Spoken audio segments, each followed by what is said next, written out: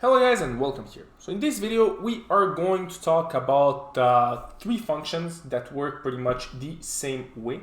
So it will be the BESSEL J, the BESSEL K, as well as the BESSEL Y function inside of Microsoft Excel.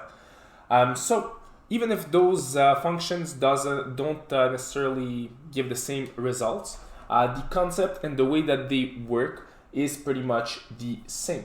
So for these functions, well, the BESSEL functions, we will need two arguments. So here we have our x and we have our n. Both of them are needed. So once again, the x will be the value at which to evaluate the function, and the n will be the order of the BESSEL function that will be used. So for the purpose of this video, our x will be 3 and our n will be 5. As always, I'm not a mathematician, but I'm trying to show you how to use this function inside of Microsoft Excel, so how to run the function.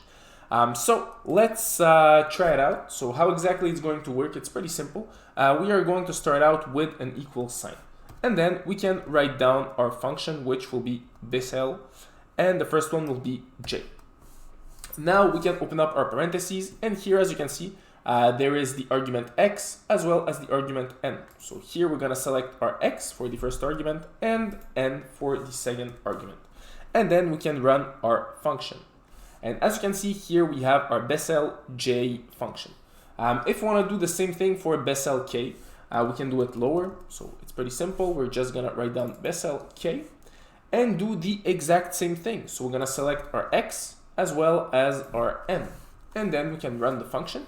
And as you can see, we are going to receive the answer.